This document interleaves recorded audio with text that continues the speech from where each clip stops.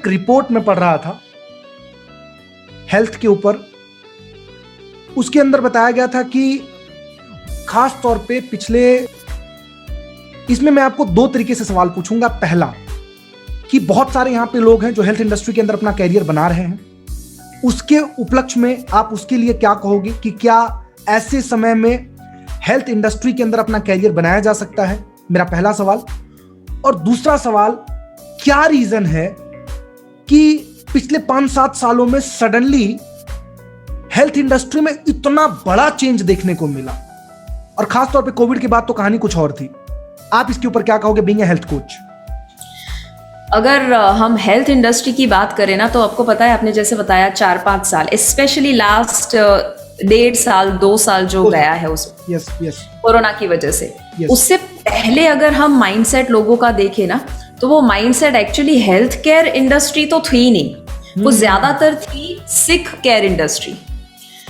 क्योंकि लोग बीमार पड़ जाए ना, सिक केयर बीमार पड़ जाए, उसके बाद वो लोग चेक करते थे कि अच्छा अब हमें क्या करना चाहिए, चलो डॉक्टर को मिलने के लिए जाना पड़ेगा। So we humans have a tendency to focus only on health और any specific topic when you have a problem, but हम कभी भी पहले से ध्यान नहीं देते हैं, हम कभी प्रोएक्टिवली काम नहीं करते। बट जैसे ही ये 4 साल जो ट्रांजिशन आया है और इतने सारे आंकड़े बता रहे हैं कि स्पेशली कोरोना के बाद, जब आप करियर की बात कर रहे हैं ना, यहाँ पर जो लोग सोच रहे हैं कि हेल्थ में आगे बढ़ना ना बढ़ना, थोड़ा सा भी 1% भी डाउट है, उनको बता दूं, जो ये 2 साल बीते हैं उसके बाद, कोरोना के बाद स्पेशली 2 फील्ड ऐसे हैं जो बहुत एक्सपोनेंशियली बूम करने वाले हैं, मतलब वो बहुत ग्रो करने वाले हैं।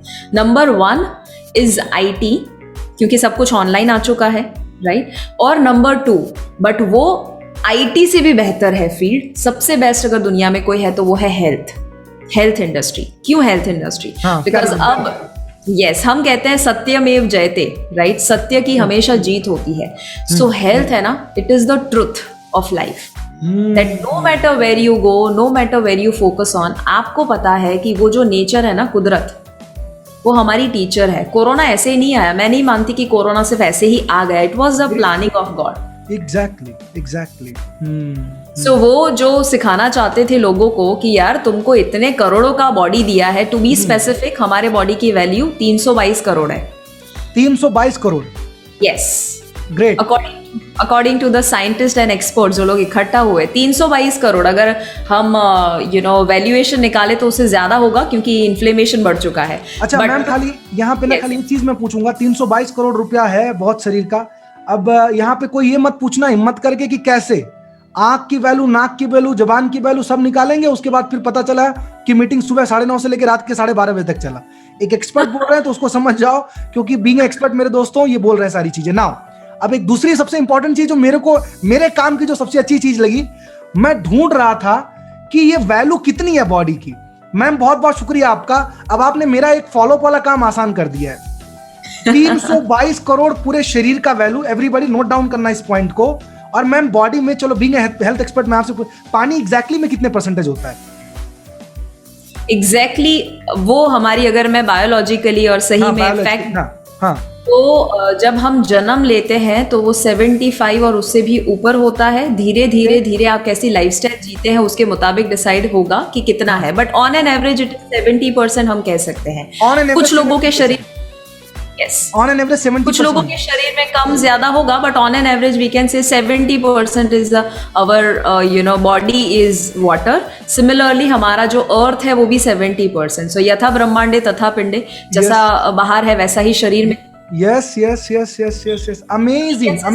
Everybody, वो क्या है ना, हम लोग हर जगह हेल्थ में से भी वेल्थ ढूंढ लेते हैं मैम। तो खाली मैं एक हिंट दे देता हूँ 1 मिनट के लिए मेरे दोस्तों।